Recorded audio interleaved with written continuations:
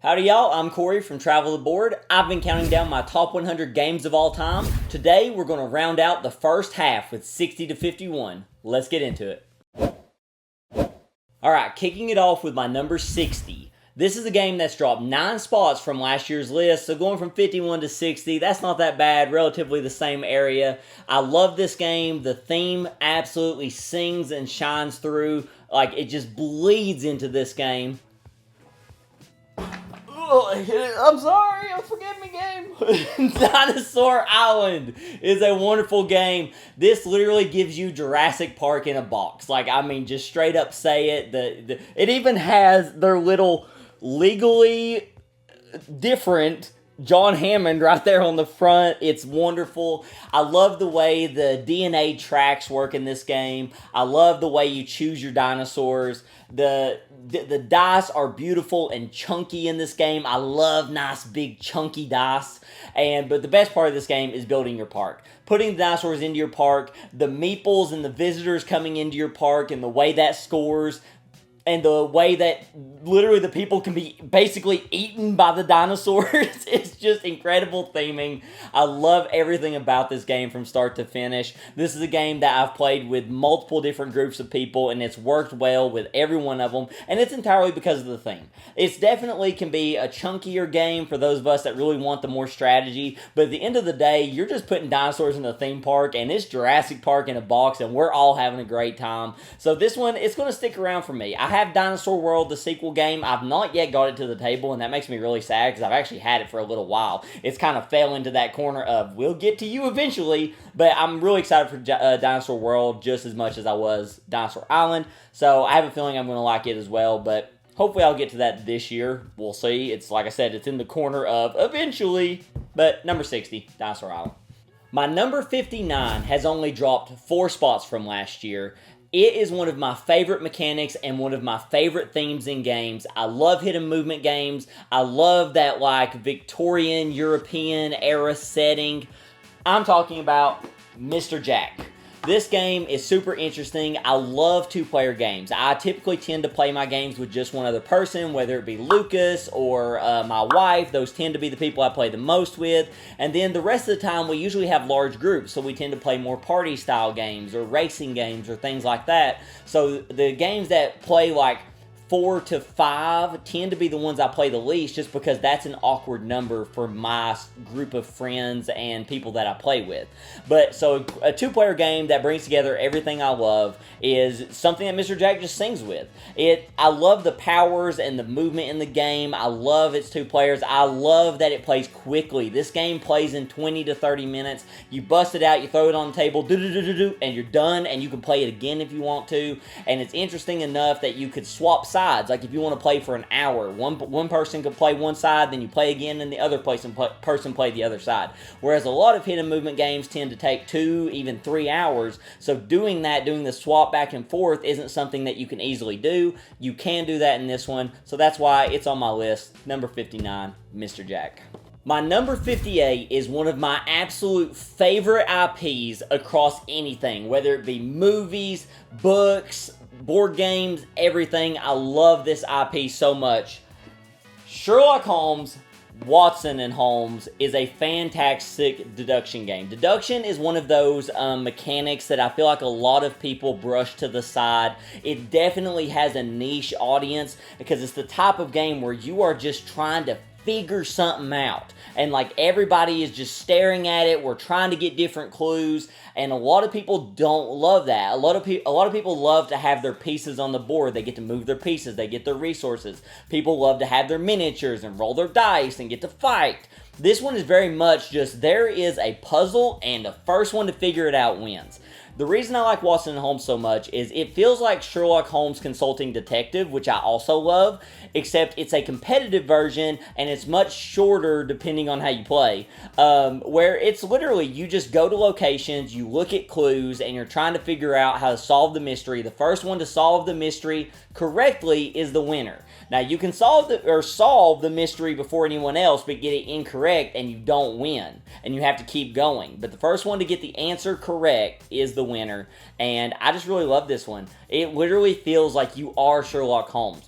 Like you are trying to figure out what this person is saying and take the clues that they gave you and figure out where to go to get more clues.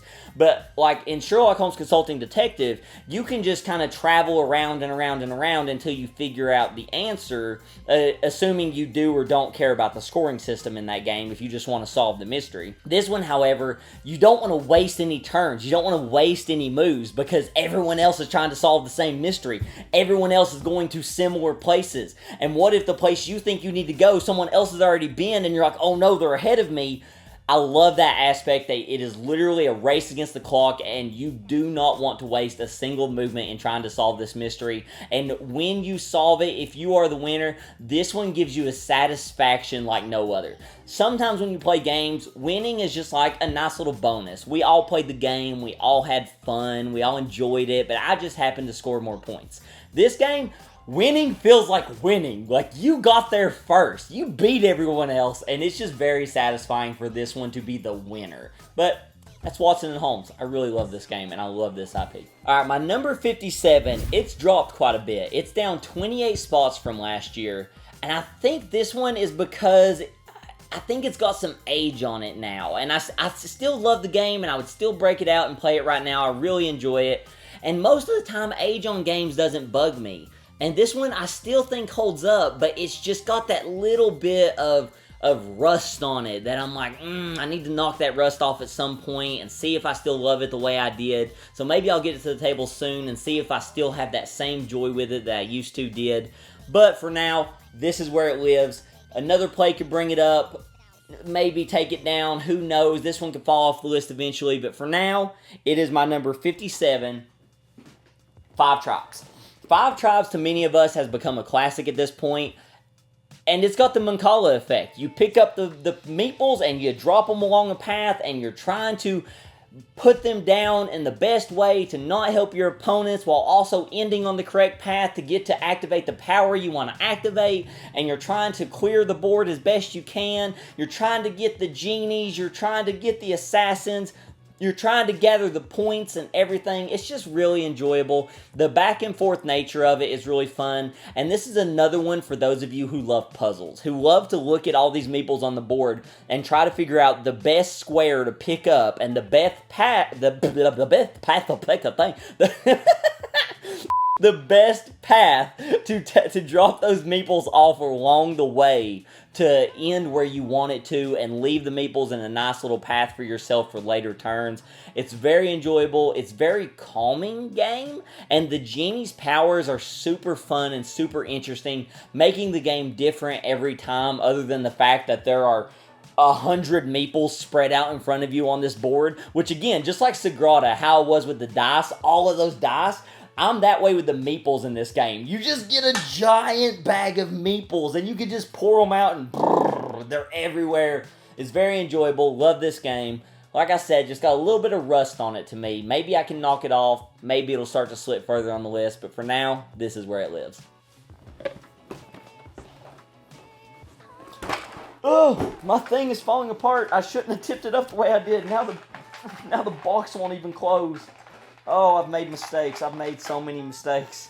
I literally felt the box lid just come off of it. What's this? Oh, it's cool. I'm sorry. I'm a wreck today. I'm a disaster. I'm sorry. I'm sorry. I'm a disaster.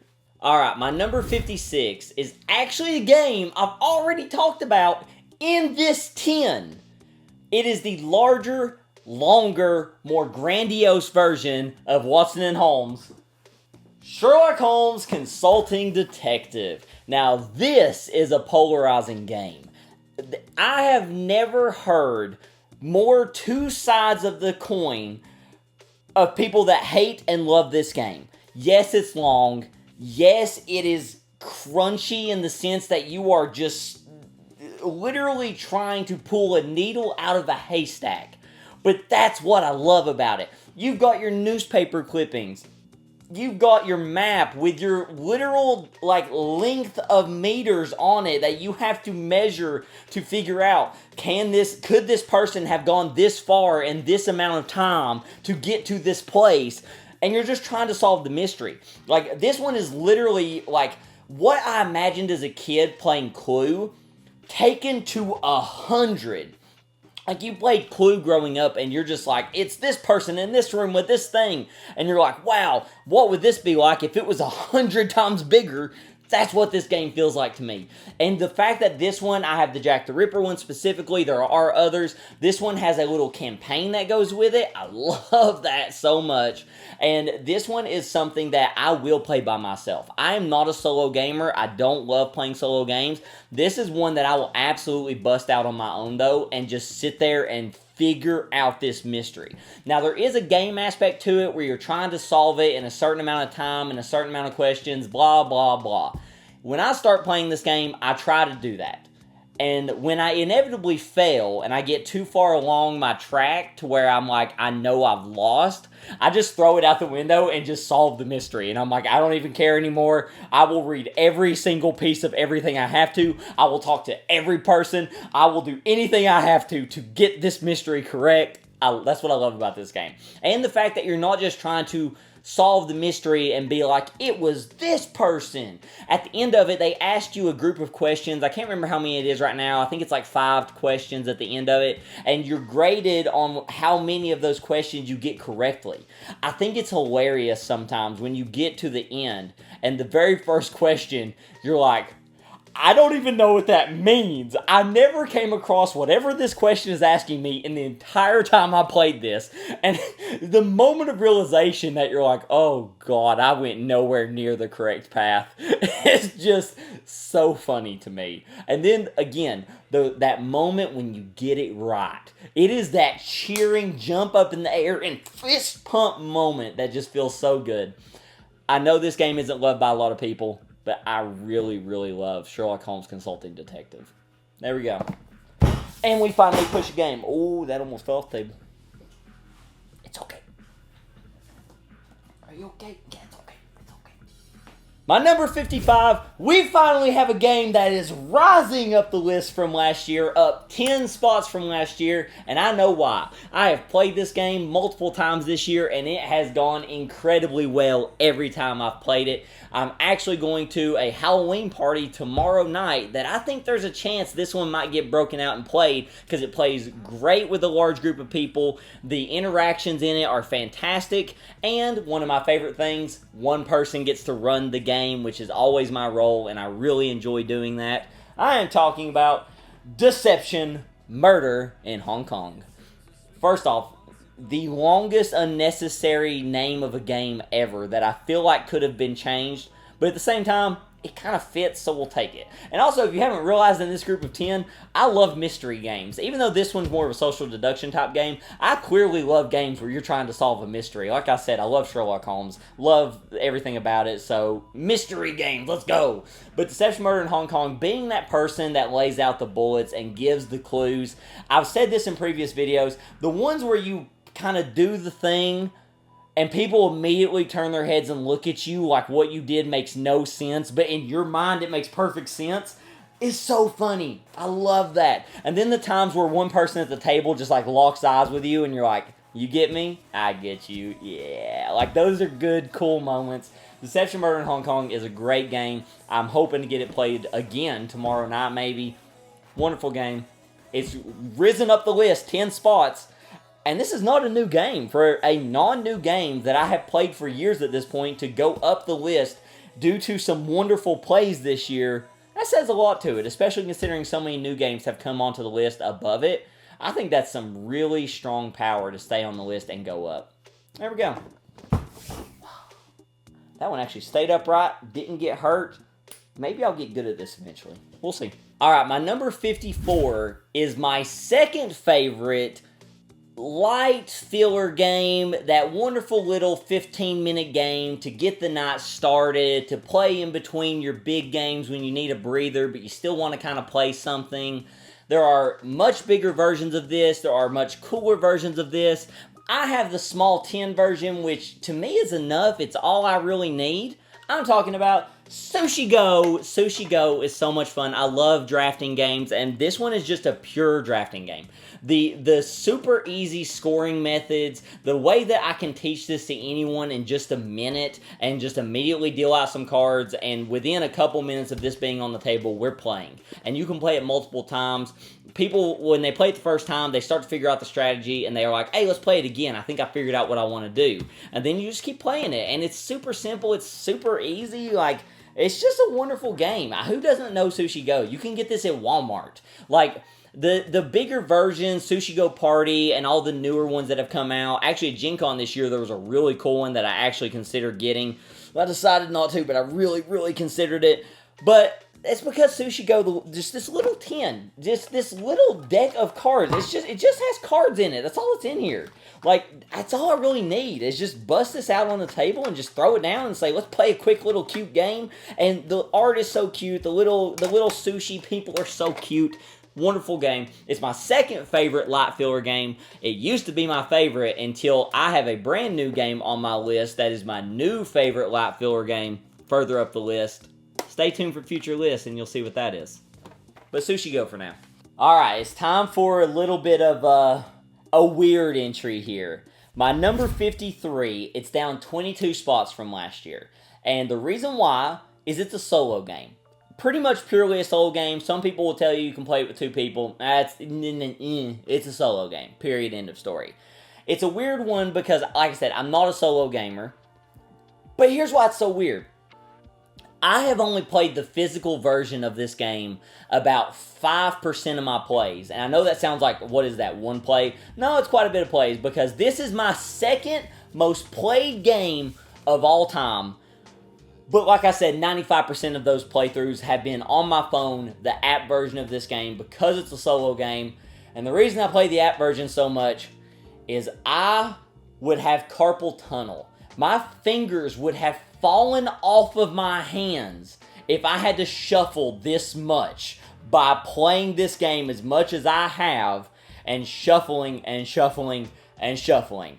I have given a lot of clues to what this game is. If you haven't figured it out yet, it's Onirim. Onirim is elegant. That's the right word to say it. The suns, the moons, the keys, the nightmares, that's it. You're trying to get your order of operations of your suns and moons. You're trying to strategically play your keys. Do you want to use them for the doors? Do you want to sacrifice them to sort out your next 5 cards? Do you want to hold on to them as kind of a safety net if nightmares were to be drawn? How do you want to use those keys is really a lot of the crux of the game to me. And trying to order the nightmares and anticipate them, I think it's just so awesome. And the fact that on my app, for example, where I play the majority of it, I can bust out a full game in 2 or 3 minutes, and then I just play another, and another, and another, and another, and another, and another, and another. I have played this game on my phone for 8 to 10 hours straight at a time before because I love it so much. Anytime I'm at the doctor's office, dentist's office, I'm waiting for anything whatsoever, I will typically just bust out my phone and just play Onirim for like 20, 30 minutes while I'm waiting on whatever I'm waiting on. And it's just my favorite thing to do. The only game, and I'm not going to give any clues to what it is, the only game I have ever played more than Onirim is my number 1 favorite game of all time, which you're going to have to stick around all the way to the end to see. But this is my second most play game of all time, behind my number 1. Onirim. I love it. Gonna push it. We're going to push it that way. That was actually pretty good. So let's go ahead and say this outright. The Welcome To series, the Welcome to My Neighborhood, the Welcome to Las Vegas, the Welcome to the Moon, the entire series, I love. Go ahead and tell you this. All 3 versions of the Welcome To are in my top 100. Not just in my top 100. This is my number 52, so all 3 are in my top 52 games of all time. I love this series. It's fantastic. Normally, I would group these games together and say the Welcome To series is this place. But I think all 3 versions of this game play differently enough to warrant their own spots, and I love them all differently enough that they are in different positions on my list. So my number 52 is the one I like the least, but it's still my number 52 game of all time. It's the newest one, Welcome to the Moon. Welcome to the Moon really took the series to a new level in the sense that it offered so many new ways of playing this series. the first Welcome to, you had the little expansions for the holidays and things like that added a rule here or there that changed the game a little bit. And then Welcome to New Las Vegas kind of took the original game and made it more of a gamer's game, made it more strategic. Welcome to the Moon really just took the series and flipped it on its head and said, hey, we're going to put this into like a little campaign for you. But every single game is going to get a different map and is going to play completely differently, is going to have all new mechanics in every single game. And while I thought that was incredibly cool, I love some versions of the game in the different campaign. I didn't like others as much, but the totality of it I thought was fantastic. The thing that brings this one down as far as the 3 for me goes and makes it number 52, not up there where the others are, is the fact that it changed too much. I really liked the simplicity of the first one. I liked the strategy of the second one. This one really just said, you're playing a different game every single time. And I'm like, but I like the first game. You know what I mean? Like, if it would have been like, hey, you play half the campaign on one map and then the second half on a second map or something like that, and it would have just been like 2 versions, I would have been totally cool with that and been like, oh, this is incredible, or even 3 versions. But if I remember off the top of my head, I think there's 10 different maps you play on, and they all play totally differently, and they're all completely different, which is fun. But I prefer the simplistic version. So this one I very much enjoyed, but it is my least favorite of the Welcome to series. But like I said, number 52, I think that's pretty good placement. All 3 almost cracked the top 50, and this is brand new to my list. This one just cracked my top 100 for the first time this year because I just played it this past year. There we go. Leave some comments for me, just like we have in the past for Disney Villainous. For those of you who commented what order you think my Villainous are going to fall in, let me know. How high do you think the next 2 Welcome Tos are? Do you think I like Welcome to the Beginners better, or do you think I like Welcome to New Las Vegas better? And how high up my list do you think each one is? Leave me a comment down below. I'm really curious how much you think I like those 2 compared to this one. I'm just curious. Let's finish up this list, my number 51, with a big game. With a grandiose, little figures everywhere, castles, cards, so much. This game is kind of a table hog, and everyone is controlling their own castle, their own little kingdom, and trying to defend it. Love this game. It is After the Empire. After the Empire is a tower defense game. Everyone is trying to defend their own tower. Things are coming at you. You're getting cards. You're placing people. It's so fun. That this game really takes my childhood and brings it into a board game for me. Growing up, especially like my age, I'm 29 years old. When I was a kid, computer games were really starting to like come to the forefront and be what you did. Specifically, Flash games. Flash games online. I think we all remember things like the Pepsi Runner games and things like that. The motorcycle climbing, the mountain games, like those types of things.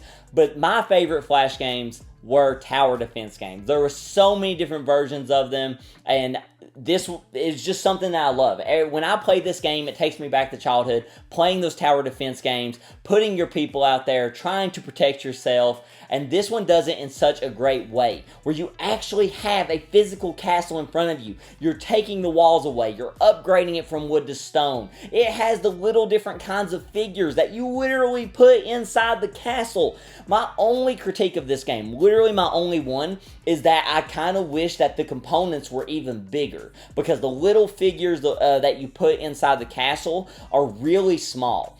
I am not that large of a person. I don't have that big of hands, and I found it difficult to put these little guys the way I wanted them to on my castle.